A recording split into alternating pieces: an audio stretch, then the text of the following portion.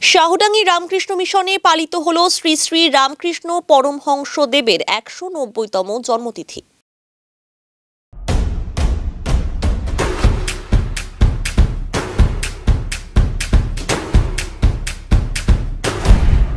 Stay tuned. শনিবার সারাদিন ব্যাপী আশ্রমে ধর্মীয় অনুষ্ঠানের মাধ্যমে জন্মোৎসব পালন করা হচ্ছে। এদিন সকাল থেকে শ্রী শ্রী রামকৃষ্ণ দেবের বিশেষ পুজো, ভজন, যজ্ঞ, তার জীবনী ও বাণীর ওপর আলোচনা এবং প্রসাদ বিতরণ করা হয়েছে। এ বিষয়ে স্বামী নরেশানন্দ মহারাজ বলেন, রামকৃষ্ণ পরমহংসদেবের জন্মতিথি উপলক্ষে বিভিন্ন অনুষ্ঠানের মাধ্যমে দিনটি উদযাপন করা হচ্ছে। শ্রী রামকৃষ্ণের জীবনের যে মহিমা, বাণী রয়েছে তা মানুষের সামনে তুলে ধরা হচ্ছে। উৎসবে শিলিগুড়ি ও জলপাইগুড়ি ছাড়াও বিভিন্ন জায়গা থেকে ধর্মপ্রাণ মানুষের সমাগম হয়েছে। দুপুরে প্রসাদের ব্যবস্থা করা হয়েছে। আপনাদের সবাইকে আমার শ্রদ্ধা নমস্কার জ্ঞাপন করছি। আজকে একটি বিশেষ দিন। আমাদের শাস্ত্রে বিশেষ দিন বলতে সব দিনই বিশেষ দিন। সুন্দর একটি শাস্ত্রের মন্ত্র আছে, মেঘাচ্ছন্নম ন দুর্দিনম, মানে যেদিন মেঘ হচ্ছে সেদিনটা দুর্দিন নয়। যেদিন হরি কথা সং আলাপ বর্জিতম, যেদিন ঈশ্বরের কথা, ভগবানের কথা, ভালো কথা হবে না, সেই দিনটি আমাদের দুর্দিন। আমরা সাধারণত মেঘ দেখলেই মনে করি দুর্দিন, সেটি নয়। সেই হিসাবে আজকে ভগবান শ্রী রামকৃষ্ণ পরমহংস দেবের ১৯০তম জন্মতিথি, আবির্ভাব তিথি।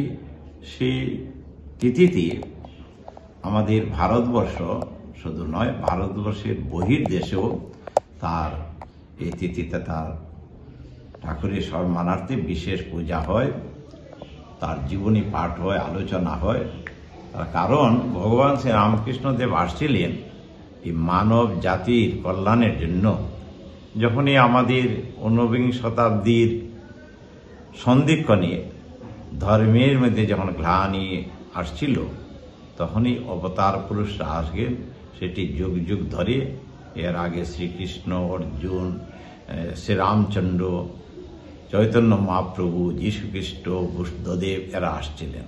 সেই রকম ভগবান শ্রীরামকৃষ্ণ আসছেন এবং তিনি নিজেই বলছেন তার জীবদ্দশায় শরীর যাওয়ার আগে সে স্বামী বিবেকানন্দকে বলেছেন তার যারা শিষ্য, সন্ন্যাসী শিষ্য ১৬ জন এবং গৃহস্থ অনেক ভক্ত তিনি নিয়ে আসছিলেন তার এই বাণী প্রচারের জন্য। কেন মানুষ সেদিন বলেছিলেন যে তোমাদের বিশ্বাস যাতে জাগ্রত হয়, সেটিকে বলছেন এই যে শরীর দেখছো, শ্রীরামকৃষ্ণচন্দ্র শ্রীকৃষ্ণ ইদানিং এই শরীরই শ্রীরামকৃষ্ণের আবির্ভাব, তার জন্ম তার শরীর যাওয়ার আগে বলেছিলেন। এই জন্য আজকের দিনে বিশেষত এটি তার যে ত্যাগ তপস্যা, এটি রামকৃষ্ণের জীবনে অন্যান্য অবতারের মধ্যে এটি তার মধ্যে বেশি অন্যরকম একটি প্রকাশ। প্রত্যেক অবতারই বড়, কিন্তু সে রামকৃষ্ণের মধ্যে তফাৎ, কেননা তিনি সমস্ত জাতি, ধর্ম, বর্ণ নির্বিশেষে সবাইকে তিনি সম্মান দিতেন। বলছেন যত মত তত পথ।